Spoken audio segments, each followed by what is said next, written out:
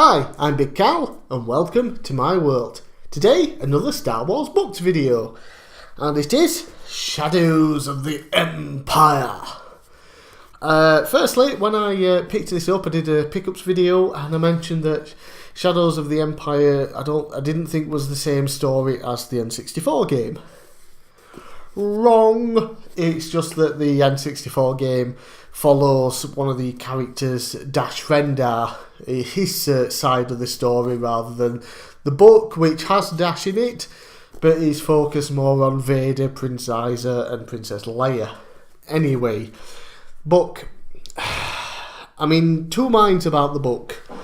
The story is really good and really interesting. You've got Prince Isa, the leader of the Black Sun, and he's trying to get in favour with the Emperor, and is essentially trying to replace Darth Vader, and also kill him due to personal reasons. Vader obviously realises that Isa's trying to manipulate the Emperor, and basically goes undercover to try and stop him. At the same time, everyone's trying to find Luke Skywalker, because, you know, obviously he blew up the Death Star, the Emperor wants him, Darth Vader wants him, they want to turn him to the dark side.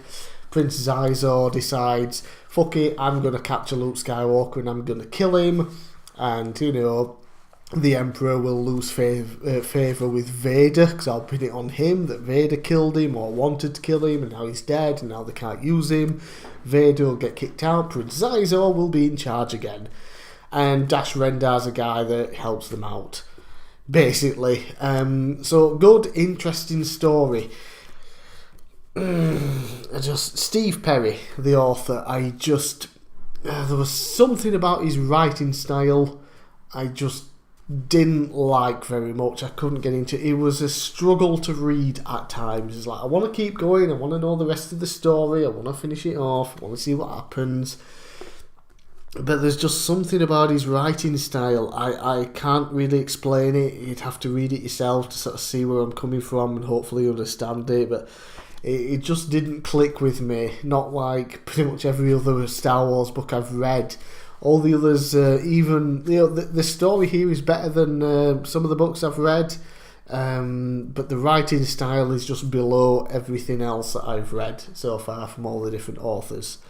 So yeah, it was kind of a downer. So it took me a bit longer to read than I wanted, because it's like, I want to finish it off, but I don't really want to sit and read any more of it because I don't like the author's style.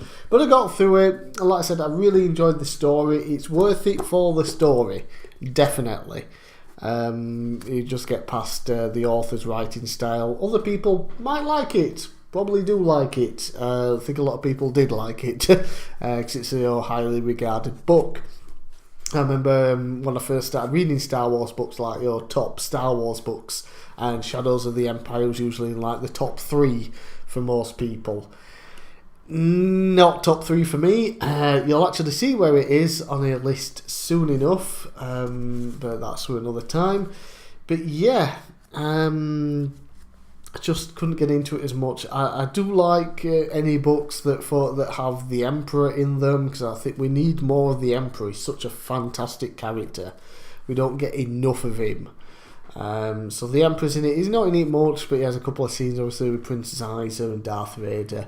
In fact, he actually the scene from the film The Empire Strikes Back, where we first see Emperor Palpatine, and he's on the holocast thing with Vader, and he's basically saying, you know, that Anakin Skywalker's son is alive and could be, you know, a big threat and all this, and Vader's like, oh, it could be a big asset, turn into the dark side. He's like, yes, good. We find out in the book that Prince Isa is basically stood off to the side to the Emperor, so he hears all this stuff and basically gets all this insider knowledge, which does kind of show me that the Emperor is manipulating all of these events. He probably knows that what Prince Isa has against Vader. He probably already has that information, He probably knows that Xyzer's trying to manipulate him, but of course he's the fucking Emperor. You can't manipulate Palpatine. He manipulates you into thinking you're manipulating him. So he's basically pitting Xyzer against Vader, probably just to see who'll come out on top, to have some fun, and of course to push Vader, because there's points in time, he's like, he doesn't think Vader's a worthy apprentice. He's always thinking of killing him off, basically replacing him. So he gives him these slight pushes and sees how Vader does in situations. If he becomes a proper Sith and tries to hide things from Palpatine and manipulate stuff, basically kind of the stuff that we saw in the Vader comics, the first 4 editions that I already talked about on the channel.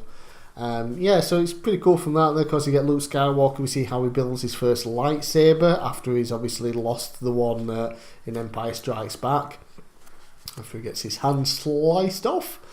He's in Obi-Wan Kenobi's hut place on Tatooine, and he finds an old book of how to do it.